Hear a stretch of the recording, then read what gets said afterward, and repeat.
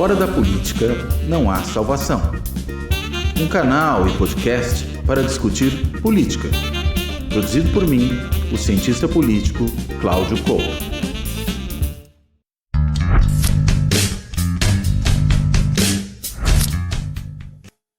Olá, bem-vindos a mais um Política na Veia. Esse programa aqui é uma parceria da Carta Capital, da TV GGN, do Luiz Nassif e do Cláudio Couto. Fora da política não há salvação, sempre aos sábados com novidades.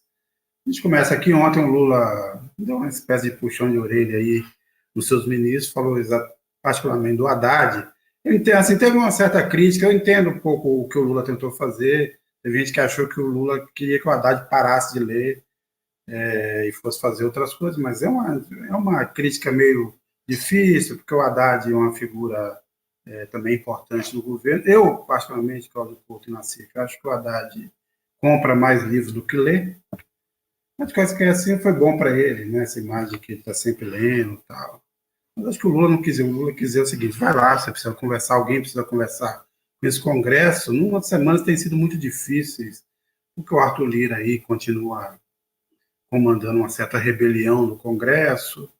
Há várias frentes de batalha, não só com o Executivo, mas também com o Judiciário, isso se mistura. O Lula também teve esse jantar com os ministros do Supremo, que é uma coisa normal, natural, mas que acabou sendo também instrumentalizada pelo bolsonarismo e que, inclusive, fez essa manifestação no fim de semana em Copacabana. Você vê que eu fiz aqui várias conexões para dar um pouco do retrato desse momento do Brasil. Vou começar pelo Nassif, depois passo para o Cláudio Couto. Nassif, pensando ontem no que o Lula disse, o quanto isso exprime uma preocupação dele, se você acha que o governo, nesse momento, está numa situação um tanto quanto encalacrada. Eu sugeriria ao Haddad ler esse livro. Ele lê efetivamente, viu, Sérgio? Esse último livro que ele lançou, eu dei uma lida lá. Ele é um intelectual de peso, mas com uma leitura muito enviesada aí. Agora, o que ele mais faz lá é conversar com o político. Ele é o grande articulador do governo e das reformas. Por isso que eu acho que a declaração do Lula foi mais aqueles xistes que ele gosta de fazer periodicamente, e cá para nós, o presidente fala em on, mas quando você conversa com ministros em off, a queixa é diferente, é que o presidente que abandonou a articulação. O que se falava antes, primeiro e segundo governo Lula, você tinha quais os pontos de contato dele com os políticos? Almoço diário, todo almoço ele convidava políticos, os churrascos de fim de semana, que era um ritual relevante, levar políticos em viagens, e as queixas é que ele abandonou isso aí. Ele de alguma maneira, ele perdeu um pouco o ímpeto aí, ele está de saco cheio em relação a essa miudez essencial para a política, né? E o grande problema que você tem aí é não ter articulação do presidente. Vamos pegar a Nízia. A Nízia está levando cacete de todo lado aí, tá. Ontem, na Globo News, ela se perdeu um pouco lá com o fato do governo não ter encetado uma campanha contra a dengue, uma campanha maior. Isso é coisa da presidência da República, não é de uma cientista que está à frente do Ministério da Saúde, né? Então, eu acho que o Lula ali ele fez uma autocrítica e usou o Haddad como espelho. É isso? Olha, eu acho que faz muito sentido isso aí que o Nassif acabou de falar. Acho que eu concordo em tudo com o que ele disse. De fato, o Lula no primeiro governo e no segundo, né, na sua primeira passagem pelo governo, vamos colocar dessa maneira, ele era o principal articulador político, que na realidade é o que se espera que de fato seja um presidente da República no presidencialismo de coalizão. Não há como não fazer isso. E por todos os indicativos que a gente tem, inclusive essas declarações que a gente sabe são dadas em off pelos membros do governo e também por parlamentares, e aí nem tanto em off, alguns até já deram em on, o Lula ele está muito ausente dessa vez, dessa articulação. Né? Parece que ele está muito preocupado com questões relacionadas à sua atuação na política externa, que são evidentemente questões importantes, e depois, sobretudo, do que foi a destruição da nossa reputação internacional durante o desgoverno Bolsonaro, é fundamental mesmo que o presidente faça esse papel, Mas, antes de mais nada, é preciso governar para dentro. Né? E, para isso, esse papel de articulador, de dialogar, de fazer churrasco, como bem colocou, de convidar para ir ao Alvorada, para convidar para ir ao Planalto, ter conversas tete a tete, isso é absolutamente central. Primeiro porque os parlamentares se sentem prestigiados, e isso é importante. Veja que eu sempre gosto de lembrar desse caso, no impeachment da Dilma, tanto o relatório do Jovair Arantes, como várias daquelas declarações dadas pelos deputados que votaram a favor do impeachment em plenário, para além daquela parte mais anedótica, mais folclórica, das declarações de homenagem ao filho, à mãe, à família, ao papagaio, ao cachorro, enfim, para além desse tipo de coisa, você teve também seguidas, e aí mais a sério, seguidas queixas relacionadas à maneira como a presidente não se relacionava com o Congresso. Né? Queixas claras, tanto no relatório do Jovair Arantes, como em vários dos discursos que foram feitos ali. Eu lembro de uma matéria que saiu no Valor Econômico 90 dias depois da posse do Temer, fazendo um levantamento que mostrava o seguinte, que o Temer havia recebido em 90 dias mais congressistas do que a Dilma havia recebido em quase 5 anos e meio de mandato. Isso é sintomático. Olha, o Temer pode falar um monte de coisa dele, mas é um sujeito que chegou 3 vezes à presidência da Câmara. Alguma capacidade de relacionamento com os seus colegas ele deveria ter, evidentemente. E acho que isso era uma demonstração disso. Né? Tanto que, apesar de Wesley Day e tudo mais, o Temer não enfrentou dificuldades sérias no Congresso. Né? E estou falando isso porque, independentemente da orientação política dos presidentes, porque o presidencialismo de coalizão exige isso dos presidentes. E acho que o Lula, dessa vez, não está fazendo esse papel. O Fernando Henrique também fez isso a seu tempo. Ou seja, o presidente precisa ter essa atuação, ainda mais o Lula, que tem aí esse carisma, que tem essa capacidade de conversar com os diferentes. Parece que ele está se esquivando disso, esperando que outros o façam. A gente sabe que, pelo menos no que se refere à relação com o presidente da Câmara, já existe um canal obstruído e que dificilmente será desobstruído na relação com o ministro da Articulação Institucional, com o Alexandre Padilha, a despeito de que os motivos para isso possam ser muito mais meritórios a favor do Padilha do que propriamente um problema oriundo da sua atuação. Acho que isso é uma outra história, mas o fato é, não está andando por ali. E no caso do presidente, não dá para o presidente da Câmara chegar amanhã e dizer que o presidente é seu desafeto que não fala com ele. Com esse ele vai ter que falar. Então acho que o presidente precisa tomar essa frente. E não levaria, evidentemente, né, o Nassif também mencionou isso, né, o Lula adora fazer umas piadinhas a respeito dessas coisas, né, não levaria para o valor de face, vi gente já criticando o presidente da República, falando que ele não quer que as pessoas leiam. Mas que bobagem isso, né, uma besteira sem tamanho.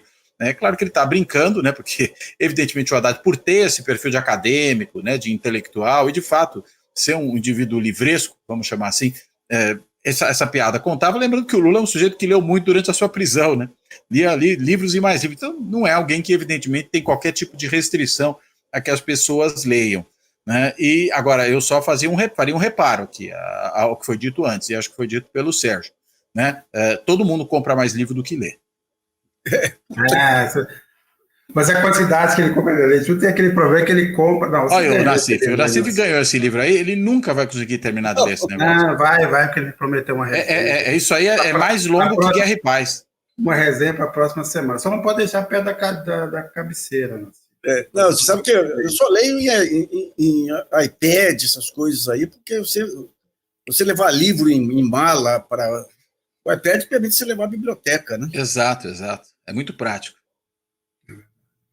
Agora, assim, um ponto que eu queria levantar aqui é o seguinte, obviamente tem um jogo aí de dois lados, a gente já discutiu aqui no último programa, por exemplo, que o Lira, na verdade, também voltou a essa, ele andou um tempo na dele, no casulo, e deixou que o Senado fizesse um enfrentamento maior, tanto com o Judiciário e quanto com o governo federal.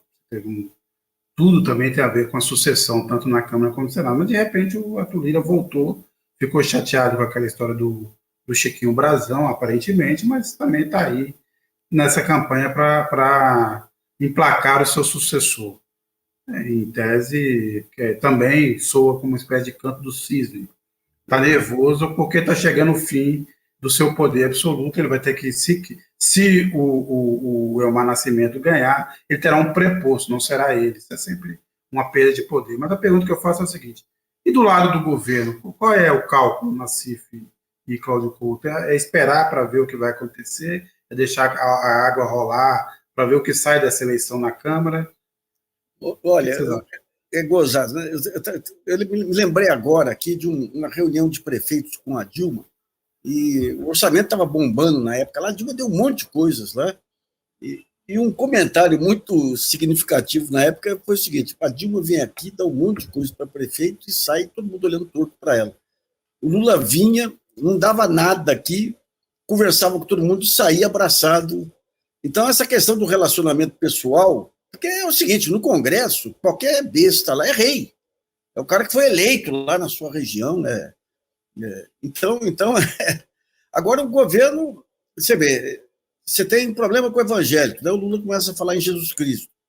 Daí você tem problema com pequena empresa, daí solta ontem lá esse projeto aí do crédito para pequena empresa, achando que vai ganhar a pequena empresa. Não é por aí, sabe? Você tem essa questão de presidente, de governo, você tem que ter um projeto que crie uma sensação de futuro. E o Lula não consegue isso. Véio. Você tem a pequena empresa, daria para fazer um baita, não só pequena empresa, mas cooperativas, MST, tudo isso.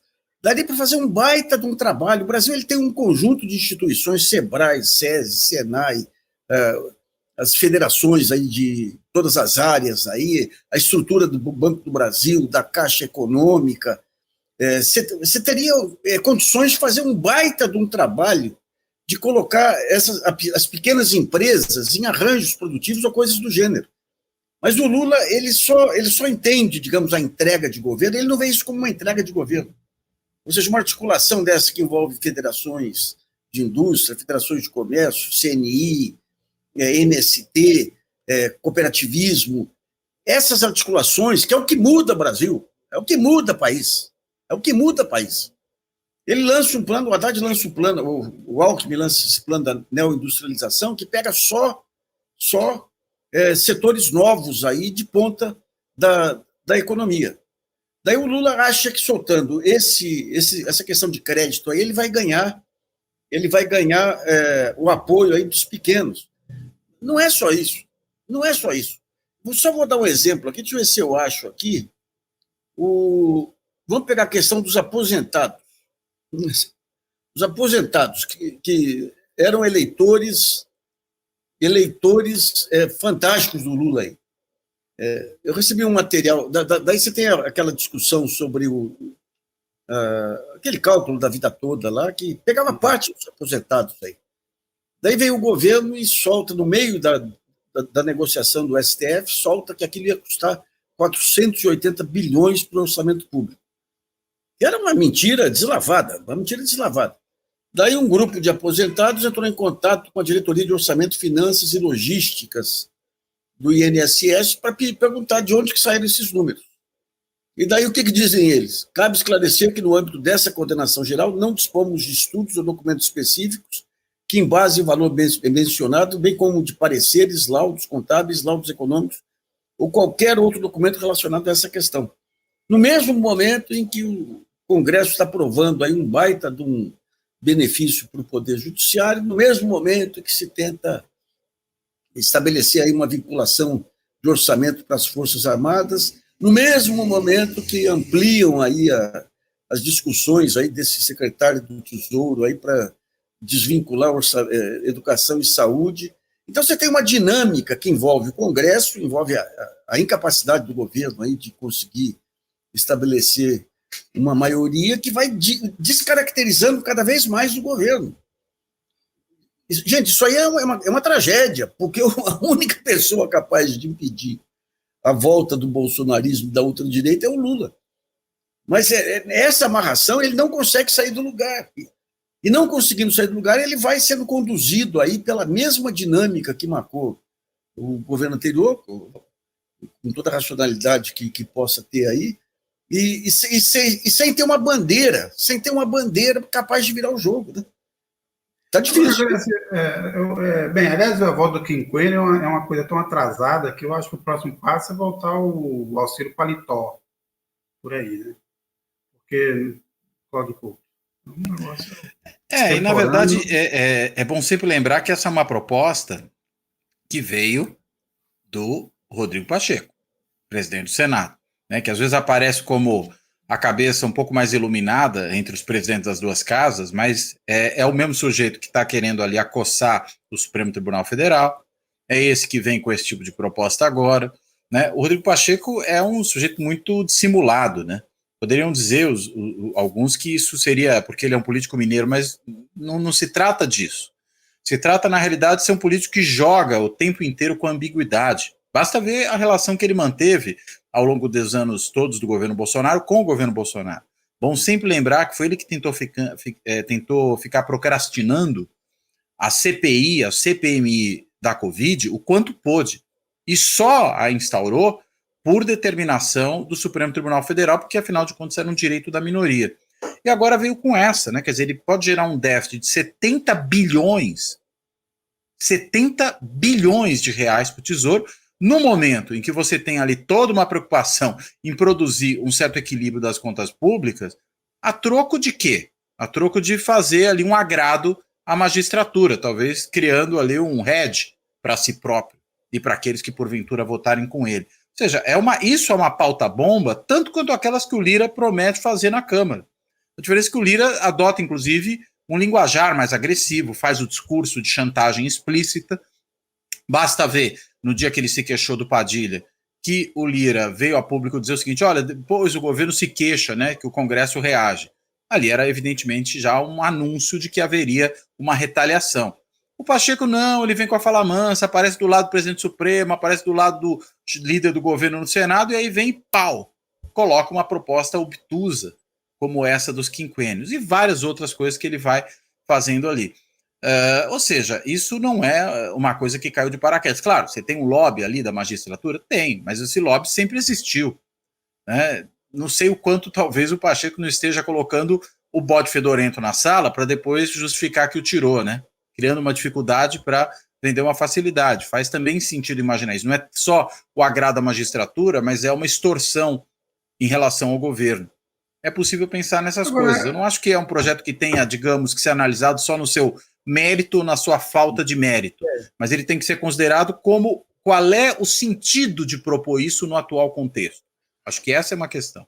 Eu queria colocar um dado aí também, pegando o que o Couto falou, de fazer um agrado para a magistratura, que uma das características dessa degringolada institucional brasileira aí foi o fato de ministérios públicos estaduais, judiciário, como o TRF4 lá, pegarem o freio aos dentes aí, atropelando os órgãos centrais. Ou seja, dentro do federalismo brasileiro, copiado do americano, você tem lá os estados, a autonomia dos poderes e tudo, mas você tem que ter um regramento aí. E esse regramento passa pelos órgãos máximos de cada poder, né, que é a Procuradoria-Geral da República, o Supremo Tribunal Federal, o próprio STJ, ou o Conselho Nacional de Justiça, estabelecendo um mínimo de disciplina. Hoje, por exemplo, nós temos aí um avanço terrível do PCC em cima de organizações sociais atuando em prefeituras, com ministérios públicos estaduais. Agora teve uma atuação em São Paulo aqui, uma primeira atuação, depois de muita crítica aí. Agora, o que parece é que quando você começa a ter um descontrole institucional e a figura máxima da presidência começa a sofrer tiroteios de todos os lados, você começa a ter um populismo penal, não é populismo penal, populismo aí ligando aos poderes também. Assim como o Pacheco está querendo ganhar poder aí da militância jurídica, o Barroso fez a mesma coisa no julgamento do relatório do Luiz Felipe Salomão. O que ele fez lá foi um aceno para as associações de magistrados. Ele declarou, no mesmo momento em que ele dava o voto furibundo lá, que entrou até no mérito das acusações que nem tinham sido apresentadas, a discussão era só se afastava ou não desembargadores e juízes. Veio o anúncio que a JUF, ou a Associação Paranaense dos Juízes Federais, iriam entrar em greve. No mesmo momento em que ele falava, uma ação articulada. Depois, quando houve uma cobrança em cima deles, ele falou, não, a gente não falou isso. Você tem os vírus oportunistas que, quando percebem assim que tem uma desagregação do poder, começam a tentar pegar essas alianças aí que comprometem cada vez mais, digamos, a institucionalidade do país. Hoje você tem um Supremo, por exemplo, que o Tribunal de Justiça de São Paulo não segue a jurisprudência do Supremo. Você tem no Paraná o pessoal que desobedece a ministro do Supremo e ao Conselho Nacional de Justiça. E daí você tem o Pacheco de um lado, o Barroso do outro, tentando pegar uma fatia disso aí para ser o poder pessoal, né? É um momento enrolado, mais uma ausência de Lula. Assim, tem um comentário da Maria Souza, percebe-se que os programas são falados no lançamento pelo Lula. Cadê o ministro da pasta? Cadê ele defender e divulgar com pesquisa o impacto do programa na vida dos cidadãos? Isso é um ponto. Mas eu queria, Nassif Couto, levantar um outro ponto, que é o seguinte. Obviamente, a gente sabe o estado que o Brasil está por conta da última década de, todos os percalços. Recessão, golpe, crise. Eu queria fazer uma comparação com os Estados Unidos também, que saiu de uma situação complicada.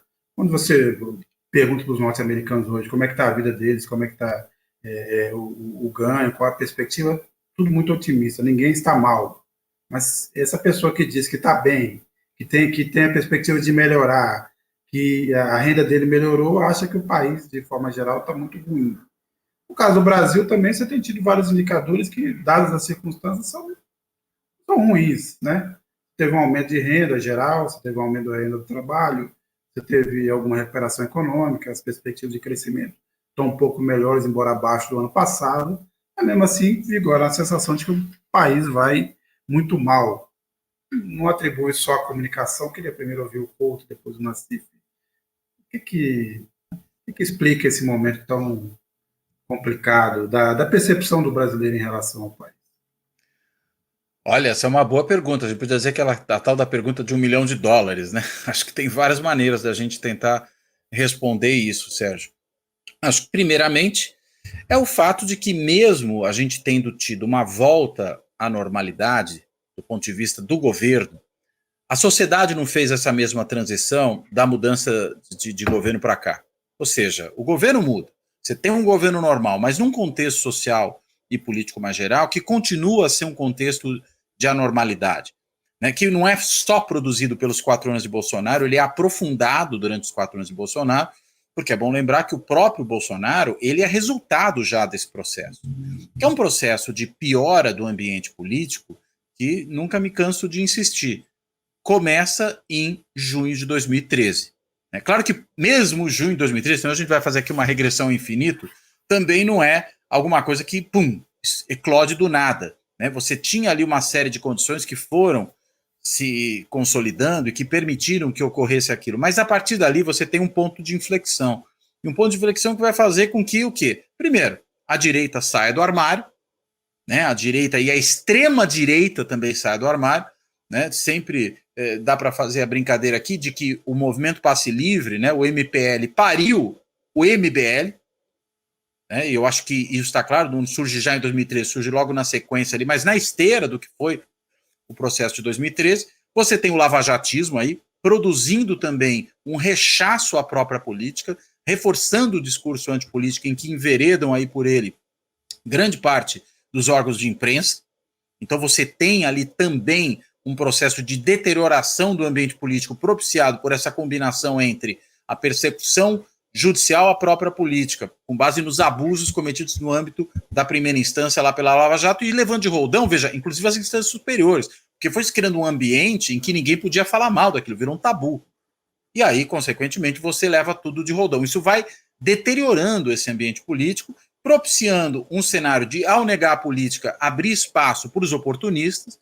Não à toa, a gente tem lá em 2016 a eleição dos outsiders, né, que o Dória ganha em São Paulo dizendo que não era político, era gestor, o Calil se elege em Belo Horizonte dizendo que chega de político, agora é a vez do Calil, e vários outros em cidades menores do que essas duas ganham o país afora também com esse tipo de discurso. E claro, isso culmina do ponto de vista eleitoral na eleição do Bolsonaro. Só que o contexto social, o ambiente político, o clima que foi se produzindo, ele continuou presente. O bolsonarismo piorou porque é um governo que praticava as coisas que aquele governo praticava durante 4 anos vai aprofundando esse estado de degradação. E a gente continua com isso. Isso não desapareceu com a mudança de governo. As próprias pesquisas, quando indicam essa imensa divisão que existe na sociedade, mostram isso. E existe o mal-estar, né? E o mal-estar continuado leva também a uma percepção negativa do que está à volta. Tem um dado de uma das pesquisas que, se não me engano, foi a da... eu não lembro agora se foi a da Quest ou se foi uma da Atlas, eu não vou me recordar agora ao certo. Mas uma pesquisa que trazia um dado muito interessante. Quando você perguntava para as pessoas como elas viam a situação econômica do país, você tinha uma ampla percepção negativa. Quando você perguntava para as pessoas como elas viam a sua própria situação econômica, elas tinham uma percepção positiva. Ou seja, gozado, né? E aí, veja, o fato de não é uma pessoa respondendo isso, é um grande contingente que a pesquisa consegue aferir. As pessoas acham que até não está ruim para elas, mas acham que está ruim para o país. Ou seja, é uma percepção negativa do seu entorno, que se reflete, inclusive, na percepção econômica. E que vai também se expressar numa avaliação negativa que se faz do governo, que se faz do contexto, né? E vai produzindo um clima muito negativo. Para piorar isso, você tem situações reais de problemas que vão surgindo em várias frentes, né? Você tem um ambiente internacional inóspito, você tem uma radicalização do discurso político interno, inclusive por conta dos episódios que ocorrem no âmbito internacional. É bom observar que isso também acontece e se reflete aqui. Você tem esse jogo de chantagem feito o tempo inteiro por esse Congresso perverso que foi eleito em 2022, Congresso ultraconservador e, ao mesmo tempo, ultra fisiológico. Ele consegue combinar as duas coisas ao mesmo tempo. E que, na verdade, chantageia o governo sem oferecer qualquer tipo de proposta de país. Não há nada disso, é extorsão pura e simples para fazer política miúda que esse Congresso faz.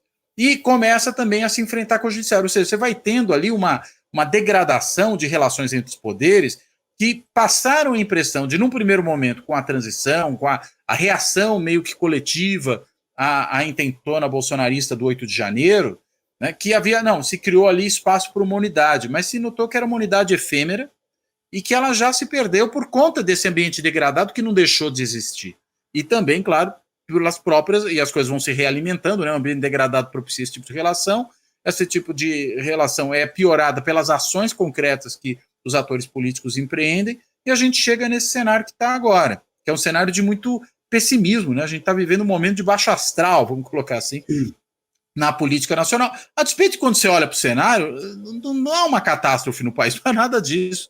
Eu acho que a percepção é muito mais negativa do que a situação real, e esse elemento que eu chamei aqui, né, da economia, da pessoa achar que ela não está mal, mas que o país está mal, e um grande número de pessoas acham isso, mostra esse descolamento entre as duas coisas, né? A percepção mais imediata mostra, não tô mal, mas a percepção geral fala, olha, que droga que está esse país, ainda bem que eu estou conseguindo me livrar disso, né? Então, eu acho que é esse o cenário, é esse ambiente ainda degradado e que, honestamente, e de forma, eu também vou dar minha dose de pessimismo aqui, não acho que a gente está conseguindo sair disso muito fácil, não vejo quando a gente vai conseguir sair disso. E aí o governo, claro, pode ter um papel importante se ele injeta um tanto de otimismo no país, mostrando, enfim, ações, evitando criar ruído onde não precisa, né? Porque quando ele cria ruído, ele reforça esse clima de animosidade, e é por isso que o presidente tem que ser cauteloso também com as coisas que fala, e a gente já fez aqui em outros momentos uma crítica, né, a falas desastradas do presidente, porque o presidente encarna isso. E depois de 4 anos, um presidente que falava todo tipo de barbaridade, como falou a vida inteira como político, né, envenenando o ambiente constantemente, tudo que a gente precisa é de alguém que desenvenene o ambiente. E aí, claro que a liderança presidencial, de novo, me desculpe aí quem falou que o presidente não pode ser cobrado, mas acho que ele tem que ser cobrado, tem um papel crucial nisso como liderança que é. Deixa eu só lembrar que no tempo do Juscelino, você tinha... Isso aí me foi contado por um contemporâneo do Juscelino, que era contra o Juscelino, que era o Walter Moreira Salles. Cada empresa brasileira, pequena empresa, tu tinha o seu plano de metas. Ou seja, o que eu quero ser daqui 5 anos? Você já havia uma perspectiva de futuro. E daí, tem um exercício que eu faço desde os anos 90, que é pegar 100 anos atrás, tinha o Kohlreuter, o maestro Kohlreuter, dizer que o mundo é uma espiral. Sempre dá uma volta um pouco mais acima, mas está sempre no mesmo lugar. Quando você pega o que está acontecendo agora, com o que aconteceu no final do século passado, você tem tudo, a espiral está nítida aí. Você tem uma financiarização violenta com novas tecnologias, na época tecnologias urbanas aí, tudo aí, transporte, e tudo um livre fluxo de capitais que vai provocando uma concentração de renda violenta, uma desmoralização do modelo democrático, porque esse fluxo de capitais, o grande capital, ele se associa a uma figura que o Manuel Bonfim chamava de financista, para legitimar aquilo lá, e acabava gerando crises e tudo mais, e junto com isso veio um transtorno no mercado de informações com o advento do rádio. E daí você tem a desmoralização da democracia da época, lá, no caso brasileiro, da República Velha, e tudo que leva à explosão de novas formas de governo. O comunismo que surge na época, a Internacional Socialista, o nazismo e tudo mais. O que salvou a democracia na época? Um estadista. Aí entra a figura individual, aí, que foi o Roosevelt, quando ele pega os Estados Unidos naquela situação monumental.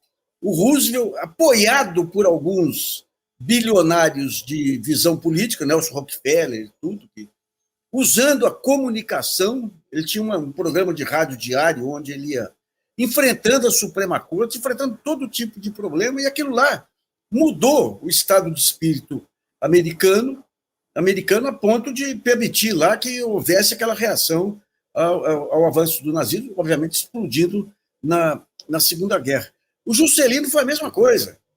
O Juscelino, ele tinha comunicação, ele transmitia o senso de brasilidade que o Lula tem também, o otimismo, a modernidade, no caso lá, e conseguiu trazer aquela sensação de futuro.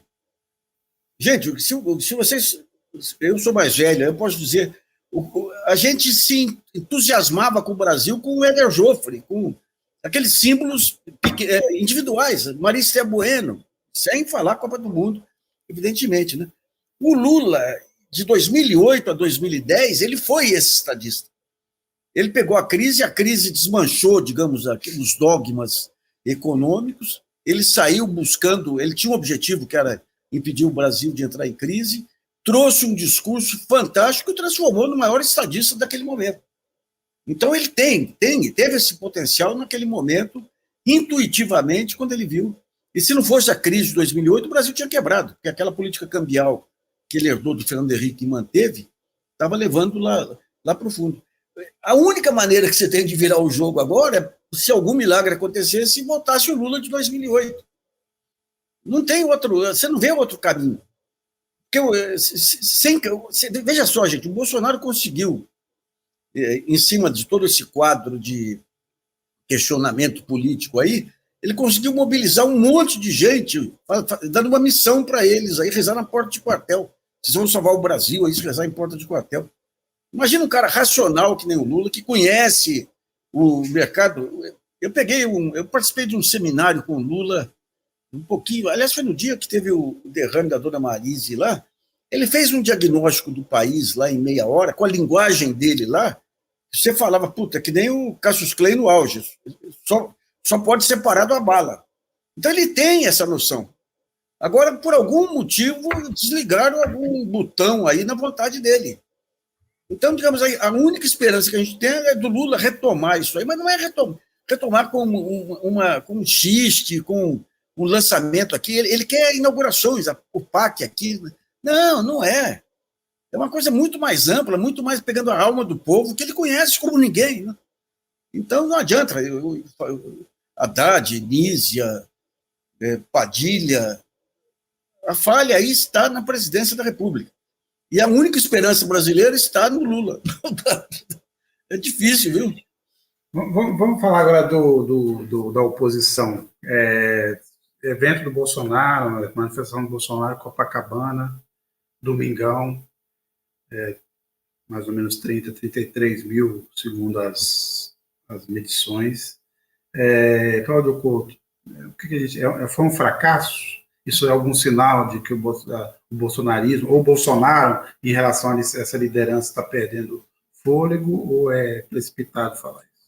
Olha, acho que é precipitado pelo que os números mostram, né? A gente viu pesquisas recentes aí mostrando ainda uma força do Bolsonaro do ponto de vista até de digamos, simulações de processos eleitorais, o que mostra que você tem ainda um grande contingente, pode até não ser majoritário, mas é grande pra caramba, de gente que ainda apoia o bolsonarismo, né? Nós vimos no 25 de fevereiro, embora isso tenha sido diferente agora, no domingo, no dia 21 de abril, uma grande capacidade do bolsonarismo de levar a gente às ruas, né? Lá levou quase 190 mil pessoas na Paulista no dia 25 de fevereiro. Agora, no 21 de abril, levou 32 mil, quer dizer, tinha mais gente aqui no Allianz Parque assistindo Flamengo e Palmeiras do que tinha em Copacabana querendo apoiar o Bolsonaro. Isso dá um pouco a medida, ou seja, é um estádio de futebol, né, com o seu público ali, não é muito mais do que isso, não é uma coisa massiva. Só que não é só nas ruas que você mede esse tipo de coisa, né, do ponto de vista da mobilização de gente que vai às ruas.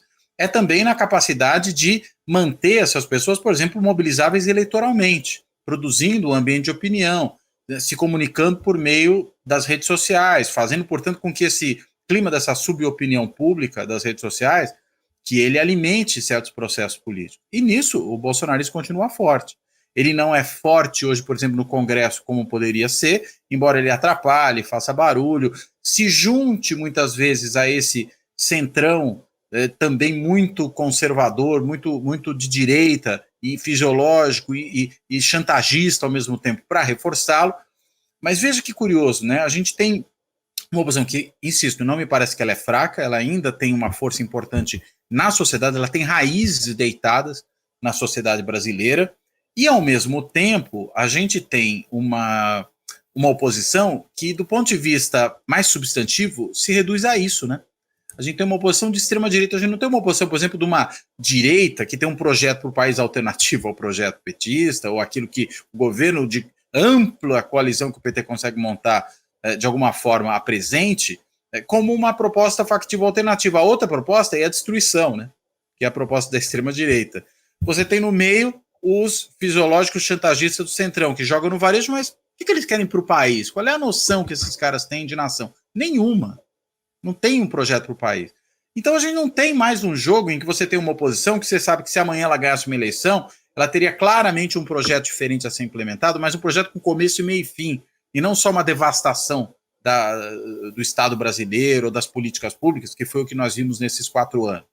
Então, me parece que tem uma oposição forte? Tem, mas ela não é uma oposição que seja uma alternativa do ponto de vista de conduzir o país para alguma coisa que faça sentido. Né? E veja, quando eu digo que faz sentido, estou reconhecendo aqui que a gente pode ter projetos dos quais nós discordamos, mas que eles têm um nexo, que eles têm uma lógica de funcionamento. Não tem isso hoje, né? Aquela oposição que poderia em algum momento ter sido isso, que era o PSDB, não existe mais. O PSDB sumiu, acabou, né? É um nada hoje, né? O pouco que tinha sobrado se bolsonarizou, inclusive alguns, até aqueles senadores Alci Lucas lá de Brasília, que agora foi para o PL. Veja, como é que um sujeito desse podia estar no PSDB se a gente imaginar o que era o PSDB da origem lá, né, o criado durante a Constituinte 88? Não faria sentido imaginar um sujeito desse naipe. Mas era isso que o PSDB virou, né, virou com as suas principais lideranças e se esvaziou também daquele projeto que tinha algum sentido de país, que, vamos dizer, foi implantado lá durante o governo Fernando Henrique Cardoso, para ser nada, para ser, do ponto de vista numérico, nada mesmo, né, e para ser, do ponto de vista substantivo, nada também. Né? Pode ser que o governador do Rio Grande do Sul tenha ali um projeto, mas com que lastro? Né? Mesmo no partido dele no Rio Grande do Sul, o presidente do PSDB no Rio Grande do Sul é outro bolsonarista. Veja que situação que a gente se encontra. Então, eu não daria por morta essa oposição, mas ressaltaria o fato de que ela é uma oposição que não apresenta alternativa real do ponto de vista de um outro curso que o país poderia tomar. E o governo, se ficar rateando, deixa a gente no pior dos mundos. Né? Eu só lembraria que o Tarcísio de Freitas está querendo sufocar a TV Cultura e a agente dele é a secretária de Cultura que trabalhou com o André Matarazzo, que era tucano de carteirinha. Né? E, ao mesmo tempo em que cortou todo o orçamento de manutenção da cultura, ele está preparando aí uma verba de 500 milhões de reais em bônus para a Polícia Militar. Esse movimento, aliás, quando se fala em bolsonarismo, aí eu volto ao meu livrinho de cabeceira, aí, que é A Psicologia do Fascismo de Freud. Bom, eu ia perguntar se era esse grandão que você mostrou aí. Não, isso aqui nem de travesseiro não dá muito alto, da torcicolo. Mas a Psicologia do Fascismo conta como que se monta esse modelo. Foi em pleno anos 20 que ele escreveu, no meio daquela mudança de sistemas de informação, e daí juntam-se, que nem torcida de futebol, né? E quem prevalece é aquele cara mais violento, mais virulento, que o Steve Bannon criou direitinho aí, né? O Bolsonaro dando tiro de metralhadora, aquelas bobagens todas lá. Mas chega um momento em que o cara é derrotado. Permanece o sentimento de solidariedade do grupo. E daí surgem outros agentes. E, para mim, o agente hoje, que é o cara mais perigoso que tem aqui, é o Tarcísio de Freitas. O Tarcísio, o que ele está fazendo com a polícia... É bom a gente levar em conta o seguinte: todos os golpes que o Bolsonaro tentou em 7 de setembro envolvia as polícias militares.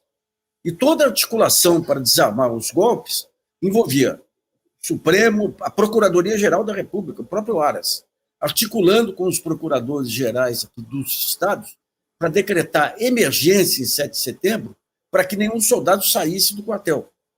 Hoje, o que o Tarcísio está fazendo com a polícia militar aqui, com esse derrite aí, é claramente não só militarizando, ele está tornando milícia a polícia militar.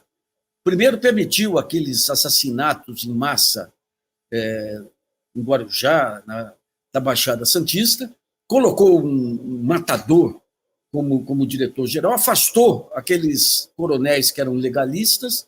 Ontem tentou passar para a polícia militar a capacidade de investigação que era da Polícia Civil, acabou recuando aí. Mas o Tarcísio está fazendo tudo o que o Bolsonaro anunciava e acabava, às vezes, dando errado aí por conta da falta de descrição do próprio Bolsonaro, né?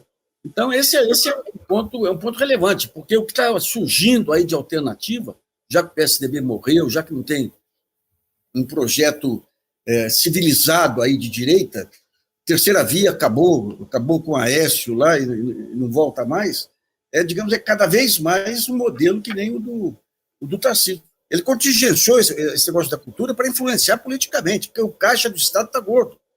O Bolsonaro, quando teve a pandemia, ele tinha que passar para os estados parte aí de arrecadação para compensar a queda de arrecadação, e ele fez um cálculo errado e São Paulo, a prefeitura e o estado ficaram com um caixa gordo. E mesmo assim foi cortado aí a destinação de verba para a cultura e ele colocando 500 milhões de bônus para os PMs. Está falando da TV Cultura, né? Da TV Cultura. Da Fundação Padre Anchieta. Eu, no caso, assim, em relação à TV Cultura, eu só gostaria de dizer para aqueles que não são funcionários de carreira, que são contratados, parabéns a todos os isentões, né, que acharam que nada ia mudar e que permanecem lá, cumprindo a função da maneira... Mas obviamente, cada um se vira, sabe onde o calo aperta, precisa ganhar o seu dinheiro, sobreviver, mas é isso. Aceitaram, né? Aceitaram, inclusive, a submissão da entrevista do Flávio Bolsonaro. Agora é interessante aquela moça, Vera Magalhães. O Marcum rompeu meu contrato com a TV Cultura lá atrás por críticas que eu fiz ao Serra, para puxar o saco do Serra lá, e não deu certo, porque o Serra ia sair do governo do Estado e ele queria ser reconduzido ali. O Sayad me contou na época. E daí a TV Brasil me fez uma proposta. E essa Vera Magalhães aí publicou um artigo na Folha me denunciando porque não teve licitação. E daí mandou a repórter conversar com a Fundação Padre Anchieta, e a Fundação falou que não tem licitação para contratação de comentarista. Mesmo assim, ela cortou esse pedaço, articulado com o Roberto Freire, e o Roberto Freire anunciou uma CPI para... Olha o que era a pressão que você enfrentava. Daí alguém do Congresso me mandou um e-mail, falou, ele não queria fazer isso não, mas o Freire é muito sacana, uma relação de 10 funcionários lá que recebiam do Congresso pelo Freire para prestar serviços pessoais. Daí o Freire recuou. Quando você pega a questão aqui da TV Cultura, a única irregularidade e ilegalidade foi com a própria Vera, que no final do ano lá houve uma renovação do contrato dela antes de vencer o contrato, e faltavam 4 meses para o final da gestão, que era proibido por lei. Mas mesmo assim, a cultura conseguiu, nesses anos todos, resistir aí até a caras arbitrários como o Serra, né? E agora com o Tarcísio vai ser uma guerra. E São Paulo, quero ver a elite paulista aí, o que vai fazer aí para preservar algo que é fruto da... Você pega o aniversário da USP e o Tarcísio não estava lá. Ele não tem nenhum... Além de ser um cara profundamente ignorante, ele não tem nenhuma relação com São Paulo. E você tem uma velha São Paulo que já morreu também aí, não foi enterrada, né? E a nova São Paulo é bolsonarista. Você vai para o interior, nossa senhora, até o Couto ficaria com o cabelo em pé lá com o bolsonarista.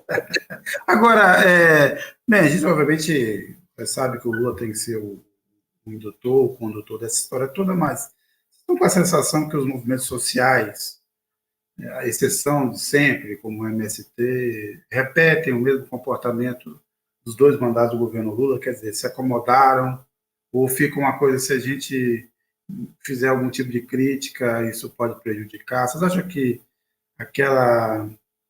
esse afastamento da luta política diária, falo de sindicatos, também aumentam enfraquecidos, de outros movimentos sociais, está se repetindo com os erros que foram captados naquele período, dando no que deu também naquele período, Cláudio?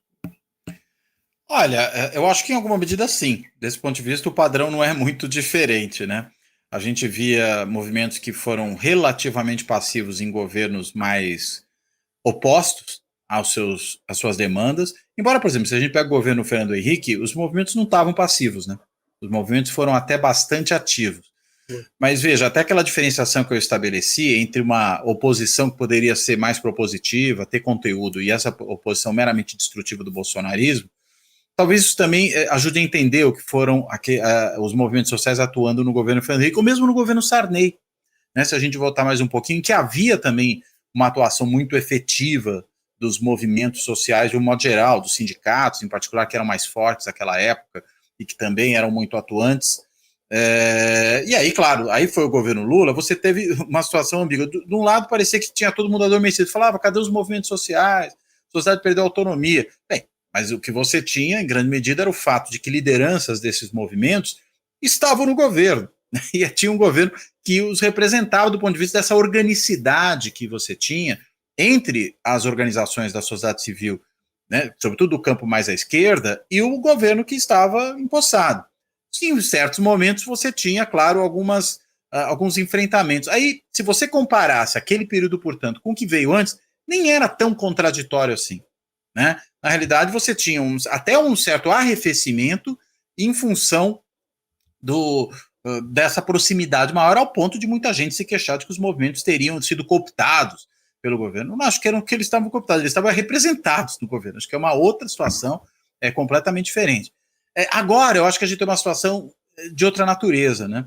Por quê? Porque houve um certo refluxo de vários desses movimentos no governo Bolsonaro, já no governo Temer e durante o governo Bolsonaro, como se os movimentos estivessem acuados, e acho que em muitos casos estavam, e agora eles se sentem menos ameaçados e se sentem, consequentemente, com mais espaço para agir. Eu entendo que tem um lado de desafogo, aí, de descompressão. Escutei um depoimento agora, essa semana que passou, referindo-se a um certo setor do governo, a área de meio ambiente, que alguém questionou lá lideranças dos servidores de meio ambiente. Pô, mas vocês não se mexeram aí no governo Bolsonaro? Não, que naquele momento a gente tinha medo que ele acabasse com tudo isso aqui. E aí a gente ficava meio na defensiva. E agora a gente sabe que isso não vai acabar, então a gente pode exigir aumento de salário. Você tem isso, é a tal da descompressão que eu falei, né? Eu acho que, de novo, aquilo que eu mencionei antes, que a gente está vivendo já desde 2013 um contexto de anormalidade, explica muito desse refluxo, né? Explica porque você tem o pessoal aí acuado durante os anos de Bolsonaro, muito menos atuante do que foi em outras situações, e agora, de repente, vai a luta. A gente viu ano passado, não foi? O Abril Vermelho, né, quando o MST resolveu fazer ali uma série de ações, acabou gerando até ensejo para a CPI do MST na Câmara dos Deputados, enfim. De alguma forma, isso mostrava essa descompressão. Eu acho que é isso que a gente está vivendo. E, ao mesmo tempo, veja que interessante, um governo que, por conta da necessidade de abrir muito espaço para a entrada de grupos que não têm identificação exatamente com o projeto que o presidente e o grupo mais próximo a ele encarnam, sobra menos espaço para esses setores que se viram representados lá atrás nos 2 primeiros governos Lula. Então, eu acho que ao mesmo tempo você tem menos inclusão do que você teve lá desses setores, menos representatividade deles dentro do governo, e ao mesmo tempo você tem esse efeito do desafogo. Eu, pelo menos, entendo numa primeira avaliação, claro que depois a gente precisa aprofundar o entendimento disso, mas eu avaliaria dessa forma esse processo que está acontecendo, Sérgio. A gente teve aí, de um lado, aí, digamos, com a uberização, o enfraquecimento dos sindicatos. Nesse período também nós tivemos aí as periferias aí que tinham um papel fundamental da Igreja Católica. Aí ela foi gradativamente perdendo espaço a partir do momento em que o Vaticano passou a combater a teologia da libertação, lá atrás aí. O João Paulo II começou a afastar os principais cardeais aí, progressistas, tudo. Você tem um esvaziamento e um avanço das religiões evangélicas aí, né? Então, e do lado do PT você não teve renovação de liderança, né? Quando você vai ver aqui, o Boulos é uma novidade, não é do PT, entra a Marta, e do grande evento vem Rui Falcão, então, e quando teve 2013, que o Couto coloca como um divisor de águas aí, 2013 representou o quê? A rapaziada entendendo o poder de articulação das redes sociais. Nós tivemos alguns movimentos fantásticos aí. Aquele movimento de Ocupe as escolas aí, o movimento mais bonito que eu já vi. Os estudantes secundaristas contra uma reforma impositiva aí do Geraldo Alckmin, que ocuparam as escolas. Uma coisa fantástica, uma coisa fantástica. Eu entrevistei algumas lideranças lá, a maioria meninas, e elas falavam, agora a escola é nossa, então fim de semana tem tais temas que a diretora não quer trazer, nós vamos tocar. Daí convidavam pessoas que iam lá falar. Uma sede de conhecimento fantástico, que quando você pega essa Maria Helena Guimarães, rapaz, essa mulher é um terror para a educação, porque é um negócio autoritário. Então aquela criançada descobriu o poder de mobilização das redes sociais. Você tinha lá o movimento das mulheres, não sei o quê, mulheres camponesas, assim, mundial, que descobriu essa ferramenta. Nós tivemos movimentos de motoboys na Marginal em cima dessa possibilidade. Quando vem o movimento, o Passe Livre no começo era uma rapaziada aí que era progressista, aparentemente era progressista. Eles colocam na rua e o PT não percebeu, nem Haddad, nem Dilma. No dia que teve movimento, eu tive com Haddad. Falei, prefeito, isso aqui é a seu favor. Pega essa molecada e abre as contas aí das empresas de ônibus aí para discutir. Mas não. Esse negócio de povo atrapalha você estabelecer planos racionais, né? A Dilma recebeu a liderança lá, eles saíram mais insatisfeitos do que antes. E daí a direita percebeu esse movimento aí, veio com tudo, né? Primeiro com os bilionários americanos aí, do Partido Democrata, depois através das próprias organizações criminosas, aí a máfia do fuzil, a máfia do jogo, dos cassinos e tudo, né? E quando você pega a renovação que teve, quando você pega esse jardim zoológico do Congresso, grande parte foram os tais influenciadores aí, os influenciadores que a direita pegou. E a esquerda que começou com esses movimentos aí, Casa Fora do Eixo e outros aí, foram para o vinagre. O PT fechou as portas. Eu estava num evento uma vez na Câmara de Vereadores aí com a Eugênia, discutindo o negócio de ditadura, e alguns velhos quadros do PT saíram do meio. Pessoal, precisamos ir para a rua, que estão querendo tomar a rua da gente. Por quê? Porque o movimento lá não queriam bandeiras políticas, interpretaram aquilo como se fosse um aceno para a direita, né? Eu tinha um escritório pertinho da Paulista, eu tive que abrir várias vezes lá o portão lá para a rapaziada fugir dos cacetetes da tudo bem, mas teve uma mudança. Total. A sede da carta ali ficava bem perto ficava na Santos, a gente assistia ali de um balcão ali privilegiado, descia na rua também, e você foi vendo a mudança. Foi. De como isso foi sendo capturado, né? E o próprio Passe Livre, você tem uma agência americana do Partido Democrata que se especializou em preparar campanhas para países periféricos em favor da liberdade econômica, esse negócio todo. Então, o Passe Livre foi cooptado depois. Agora você falou do Musk aí, das Big Techs, agora o Musk está de olho na Austrália, esqueceu um pouco o Brasil, mudou assim. E o que ele quer fazer na Austrália, Sérgio? Está reclamando lá também de leis de restrição. Na verdade, ele não quis obedecer ao governo australiano para derrubar alguns perfis, algumas notícias lá. Ele não quer fazer, se recusa a seguir a ordem do o melhor dele é que a Tesla está em queda livre. Aí. É isso. Mas olha o detalhe, Nassif, olha o detalhe. Vai demitir 10% dos funcionários, as vendas da Tesla caíram 40%. Mesmo assim, ele ainda levou para o Conselho de Administração um pacote de benefícios próprios que dá mais ou menos 56 bilhões para ele. E o gozado é que ontem ou hoje, aqui no Twitter, no X, tinha um Twitter dele lá, fazendo propaganda da Tesla, mostrando que entre todos os carros elétricos, o de menor custo de manutenção era da Tesla. Não, esse cara tá... Porque o jogo dele é o seguinte, ele é um visionário, ele consegue ver na frente. Enquanto é novidade aquilo que ele está fazendo, ele ganha espaço. Quando os outros descobrem, ele não tem gestão, ele tem as loucuras dele lá, ele tem o pó que ele cheira, é um maluco de pedra, né? E daí os outros, com método, com gestão, com estratégia, vão ocupando espaço, né? Ele já perdeu essa briga para os chineses, né? Isso aqui Mas aqui, um último assunto também que causou uma certa polêmica, aí queria só ouvir o Nassif, depois o Couto rapidamente. O Zé Disseu teve num evento ontem lá do Grupo Esfera. Aliás, o Grupo Esfera é um novo lead, né? Porque junta todo mundo agora. É impressionante a quantidade de políticos e autoridades que estavam nesse evento. E ele disse aquela frase que o governo Lula é um governo de centro-direita. Ele disse que errou, que na verdade era centro-esquerda. Depois que eu ouvi o pouco também, a pergunta vale para vocês. É um lapso? Foi um lapso?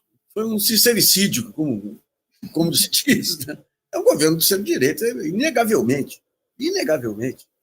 Não tem como daí falar, não, mas tem a correlação de força. Não, você pode discutir a correlação de força, pode discutir todas as restrições que o governo tem. Agora, a resultante final é um governo de centro-direita.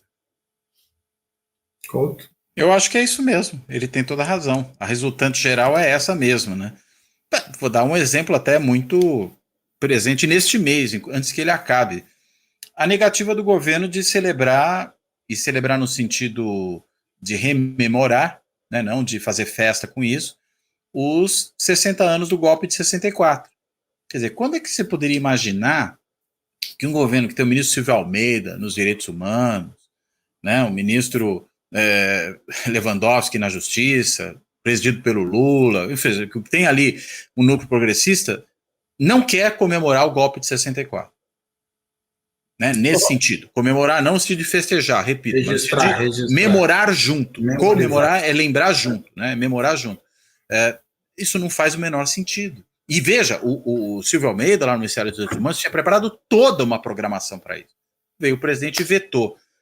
Vetou por quê? Porque ele tem convicção de que isso não tem importância? Nem acredito, não tomaria pelo valor de face aquela frase lá que ele deu para diminuir isso. Parece a história da fábula da raposa que não consegue alcançar as uvas. Não, é que as uvas estavam verdes, né?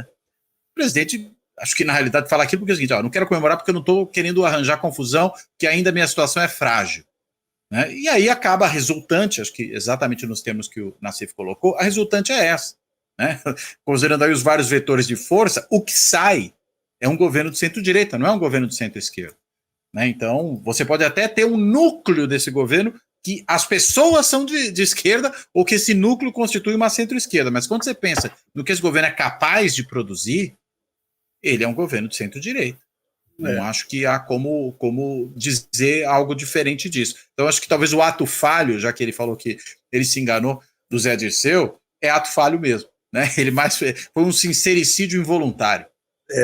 Aliás, só para a Eugênia, minha esposa, que ela presidiu a Comissão dos Desaparecidos, ela já recebeu 4 telefonemas de personagens variados de Brasília falando: olha, agora vai ser reconstituída a comissão. Você tem as mães aí morrendo aí sem saber o destino dos filhos, né? Está tudo agora, é só falta o Lula assinar. Ele nunca assinou e não vai assinar. Veremos. Ele está esticando isso o tanto que pode, né, gente? Ele está esticando isso o tanto que pode, né? Não está querendo arranjar qualquer tipo de ruído ali. Mas, enfim, gozado, né? Porque aí o presidente vem e fala umas bobagens e produz um baita de um ruído. Na hora que ele precisa fazer uma coisa efetiva, ele vai e não faz. É complicado. Bem, veremos. Nassif, Couto, quem nos acompanhou, até a próxima. Até a próxima, gente. Um abraço aí para todo mundo. Até a semana. Pessoal, abração aí. Até mais. Até mais. Carta Capital completa 30 anos em 2024 e promove um ciclo de debates fundamentais para o futuro do Brasil. A primeira rodada acontece no dia 14 de maio, em Brasília. Grandes líderes, tanto do setor público quanto do setor privado, falarão sobre como a retomada da Agenda 2030 da ONU pode impulsionar nossa reindustrialização sustentável e fortalecer as exportações. O evento terá transmissão ao vivo e gratuita no site de Carta Capital e no YouTube. Para mais informações, acesse cartacapital.com.br/Um Projeto de Brasil. Fora da política, não há salvação. Um canal e podcast para discutir política. Produzido por mim, o cientista político Cláudio Couto.